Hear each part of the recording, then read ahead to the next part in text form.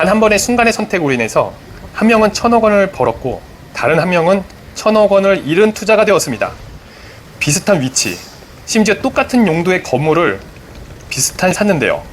어떤 사람은 돈을 벌고 어떤 사람은 돈을 잃어버린 셈이 되었을까요? 알고 보고에서 오늘 그 이유를 자세히 설명드립니다. 오늘은 홍대 입구 쪽의 거래 사례를 가져와 봤습니다. 총 6개를 가져왔는데요.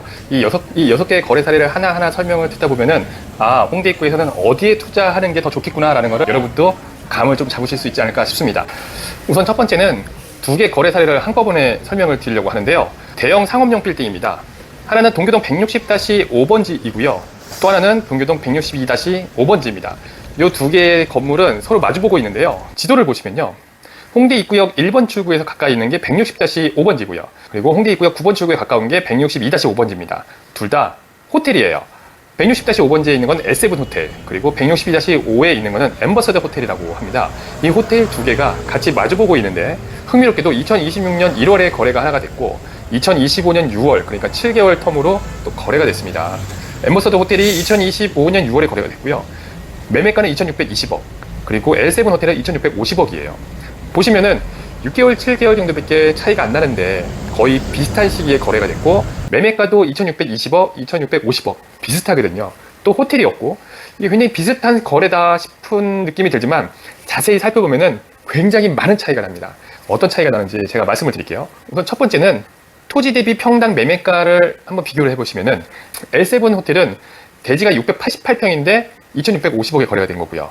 엠버서더 호텔은 반면에 477평인데 2,620억에 거래가 된 거거든요. 그러니까 평당가로 따지면은 하나는 3억 8천, 하나는 5억 4천, 1억 6천의 차이가 납니다. 1억 6천 하면 별로 감이 안 오실 수도 있는데 만약에 L7 호텔을 1억 6천을 더 더한 5억 4천으로 평당가를 책정해서 거래를 했다고 치면은 약 1,100억 원 정도의 차이가 나는 거예요. 그러니까 그만큼 L7 호텔을 더 싸게 파는 거고요. 거꾸로 표현하면 엠버서더 호텔이 1억 1천만 원 정도 더 잘 받은 셈이 되는 거죠. 이게 토지로만 따져서 차이가 나는 게 아니고 건물 연면적으로 비교해도 차이가 많이 납니다. L7 호텔은 8,400평 정도 되는데 연면적 대비 평당가를 보면은 3,100만 원 정도 되고요. 반면에 엠버서더 호텔은 5,160평 정도 되는데요. 이거를 연면적 대비 평당 매매가를 환산하게 되면은 5,070만 원 정도입니다. 이 2개의 차이는 평당 2천만 원 차이예요. 이것도 상당히 많이 나는 거거든요, 차이가. 이 차이는 과연 어디서 나오는 걸까요? 이 매매가의 차이는 결국 위치라고 보시면 될 것 같습니다. 이 건물의 위치를 조금 더 살펴보면은 홍대 입구역 8번, 9번 출구 쪽이 가장 유동인구가 많고 가장 장사가 잘 되는 곳이거든요. 상권이 제일 좋은 곳이다 보니까 이쪽이 금액이 비쌀 수밖에 없는데 실제로 엠버서더 호텔은 9번 출구에서 제일 가깝게 위치하고 있고요. 이쪽에 유동인구가 워낙 많다 보니까 매매가가 평당 5억 4천이라는 가장 높은 금액의 거래가 될 수 있었던 겁니다. 반면에 L7 호텔은 같은 홍대 입구 라인이지만 1번 출구 쪽에 위치하고 있거든요. 1번 출구 쪽에서 9번 출구 쪽으로 사람들이 나가는 거예요. L7 호텔 입장에서 볼 때는 사람들이 바깥으로 빠져나가는 9번 출구 쪽으로 나가는 거라고 보시면 되거든요. 그러다 보니까 평당가가 3억 8천, 즉 1억 6천의 차이가 날 수밖에 없었던 거고요. 이걸 조금 더 뜯어보면 사실은 1억 6천 이상의 차이가 나는 건데 지금 L7 호텔 같은 경우는 3면이 도로에 접해 있습니다. 3면이 도로에 접해 있다고 하면은 저희가 통상 코너 내지는 3면 코너만 되더라도 토지의 가치를 1.3배에서 1.5배 정도 더 봐주는 게 통상적이거든요. 그런 걸 감안하고 본다고 하면은 L7 호텔은 엠버서더 호텔과 비교해 볼 때 상대적으로 차이가 굉장히 많이 난 거래라고 보실 수가 있습니다. 그래서 이 거래를 보고 우리가 투자를 한다라고 하면은 같은 금액이면 아니면 조금 더 금액이 높아도 이왕이면은 홍대 입구 8번, 9번 출구 쪽에 위치하고 있는 그쪽에 자리 잡고 있는 건물을 투자하시는 게 훨씬 더 좋은 투자가 될 수 있다는 게 이 거래 사례 2개를 비교해 보면서 알 수 있는 점입니다. 세 번째입니다. 중대형 빌딩인데요. 서교동 356-3번지예요. 땅이 228평이고요. 연면적이 740평 정도 됩니다. 건물은 5층짜리인데 92년에 지어진 거고요. 비교적 조금 오래된 건물이죠. 이게 228평의 땅을 깔고 앉아 있는 건물인데 매매가는 255억이에요. 토지 평당가로 환산하게 되면은 1억 1천만 원 수준입니다. 굉장히 싼 것 같은데? 2025년 10월 29일이거든요. 굉장히 저렴하게. 어떻게 보면 매도자는 너무 싸게 판 것 같아요. 이게 정상적인 거래인가 싶은 생각이 들 정도로 제가 보기엔 되게 싸게 판 것 같은데 그 이유는 지금 요 본 건물이 위치한 위치가 굉장히 유동인구가 많은 지역이거든요. 예술가의 길이라고 불리는 길이고요. 여기 바로 심지어 코너 건물이에요. 코너 건물인데 이 건물이 평당 1억 1천에 2025년 10월 말 나갔다라고 하면은 이건 진짜 잘 산 거다. 산 입장에서 잘 산 거다라는 생각이 들고요. 이게 왜 이렇게 금액이 싼가, 내지는 어떻게 이렇게 저렴하게 샀는가, 한번 현장을 가봤어요. 현장을 가봤는데, 이 그림을 보시면은 보이시죠? 1층은 그래도 좀 입주자가 좋아요. 1층은 괜찮은데, 나머지 층을 보면은 탁구장, 노래방, 그리고 고시텔? 이거 뭐야? 이런 것들은 임대료를 잘 받기가 어려워요. 업종 특성상 장사를 아무리 열심히 잘 한다고 하더라도 임대료를 잘 받을 수 있는 그런 것은 아니거든요.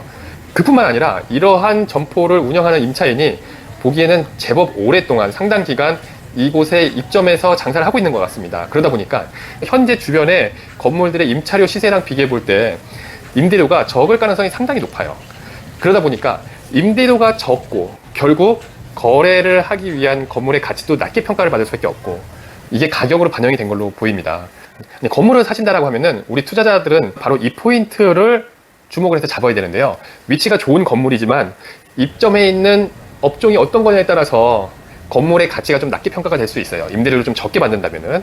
바로 그런 물건들을 투자할 때 잡을 수 있다면 나중에 입주자들이 만기가 돼서 나가고 다시 현실화된 임차료를 반영을 하게 되면은 훨씬 높은 임대료를 받을 수 있고, 그러면 매매가도 훨씬 높이 받을 수 있고, 결국 좋은 투자가 될 수 있다는 거죠. 본 건물의 거래 사례에서는 바로 이런 부분이 투자하는데 도움이 되지 않을까 싶습니다. 네 번째 거래 사례입니다. 꼬마 빌딩을 하나 소개시켜 드리려고 하는데요. 대지가 33평, 연면적 87평입니다. 동교동 164-13번지이고요. 4층짜리 건물이거든요. 위치가 어딘지 살펴보면은 홍대입구역 9번 출구에서 바로 나오자마자 걷고 싶은 길로 연결되는 그 길 코너에 있는 꼬마 빌딩이에요. 위치는 굉장히 좋아 보이고요. 코너니까 노출도도 굉장히 좋고 유동인구들이 굉장히 많은 지역에 위치하고 있는 건물입니다. 근데 이 건물의 거래가가 66억입니다. 2024년에 거래가 된 건데 대지가 33평이니까 평당가로 치면은 약 2억 원 정도 되는 걸로 보이고요. 지금 본 건물의 위치가 유동인구가 상당히 많은 곳이기 때문에 평당 2억에 거래됐다라고 하면은 제가 보기엔 나쁘지는 않고요. 특이사항은 2021년 4월에 본 건물을 62억에 샀는데요. 이거를 3년 후 2024년에 팔 때는 66억에 거래했다는 거예요. 매매 차익이 약 3억 8천 정도밖에 안 되고요. 3년 사이에 3억 8천이라면 위치를 감안했을 때는 그다지 매매가가 많이 올라간 건 아닌 것 같아요. 거꾸로 보면은 매매가가 안정적인 그런 시점에 거래가 됐다라고 보는 게 맞을 수도 있을 것 같아요. 여기는 꼬마 빌딩이다 보니까 개인 투자자들이 사실 수 있는 그런 가격 수준이라고 보실 수 있고요. 66억 정도면은 어느 정도 개인 투자자들도 투자에 적극적으로 임할 수 있는 가격 수준이라고 보입니다. 그리고 이 지역은 건물은 좀 작지만 임차인들이 늘 대기하고 있는 굉장히 위치가 좋은 곳이기 때문에 임차인이 나갔을 때 공시되면 어떨까 하는 걱정은 전혀 하실 필요가 없는 곳이고요. 이런 지역 같은 경우는 매매가가 많이 올라가지 않더라도 안정적인 임대 수익을 거둘 수 있기 때문에 많은 투자자들이 관심 있게 보는 곳이기도 합니다. 다섯 번째 사례입니다. 마찬가지 꼬마 빌딩인데요. 서교동 331-8번지입니다. 위치를 한번 볼까요? 본 건물의 위치를 보시면은 홍대입구역 3, 4번 출구 AK몰 후면이고, 동시에 홍대입구역 8번 출구와도 가까이 접해 있는 곳입니다. 홍대입구역 8번 출구에서 걸어 내려왔을 때 걷고 싶은 거리가 바로 연결이 되는데, 거기서 약 한 블럭 정도 들어간 건물이면서 코너에 위치한 건물입니다. 본 건물은 지하 1층, 지상 2층, 3기층의 건물인데요. 54억에 거래가 됐거든요. 흥미로운 점은 2019년부터 2024년까지 5년 동안 꾸준히 거래가가 올라온 걸 보실 수가 있는데요. 2019년에 37억 5천이었던 게 2024년에는 54억까지 올라갔어요. 그러니까 19년 대비해서 16억 5천만 원 정도가 거래가가 올라간 거예요. 제가 전 영상에서 말씀을 드렸지만 홍대입구역 3, 4번 출구 AK몰 후면 쪽이 과거에는 금액이 낮게 평가가 돼 있었는데 유동인구가 대폭 늘어나면서 특히 외국 관광객들이 많이 유입이 되면서 유동인구가 많이 늘어났고요. 이 지역이 그만큼 집가가 제법 올라가고 있는 지역이라고 보실 수 있습니다. 실제로 거래 사례를 보면은 거래가가 꾸준히 올라가고 있는 걸 보실 수 있죠. 5년 동안 매매가가 약 50% 가까이 올라간 거거든요. 굉장히 많은 집가 상승이라고 보시면 될 수 있고, 이후로도 유동인구가 꾸준히 늘어나는 곳이기 때문에 상대적으로 저평가받던 곳이기 때문에 이후로도 매매가가 꾸준히 올라갈 수 있는 곳이 아닐까라고 예상을 할 수 있습니다. 한편 이 건물은 2층짜리 건물을 54억에 매입해서 리뉴얼을 해서 새로 한 개층을 올려서 다시 세입자를 놓은 케이스인데요. 처음 건물을 54억에 매입했을 때는 임대료가 약 1,000만 원 정도밖에 되지 않았었어요. 그런데 건물을 새로 한 개층을 올리면서 리모델링을 한 다음에는 월세가 1,900만 원 정도 나오거든요. 그러니까 임대료가 거의 800만 원 정도 인상이 된 겁니다. 54억에 사서 건물의 임대료가 한꺼번에 800만 원 정도가 인상이 된다고 하면은 매매가 또한 건물의 가치 또한 그만큼 올라갔다고 볼 수 있고요. 임대료를 보고 대략적으로 건물의 가치를 평가한다고 하면은 지금 당장도 뭐 80억 정도까지 육박하는 건물이 아닐까 예상을 할 수 있고요.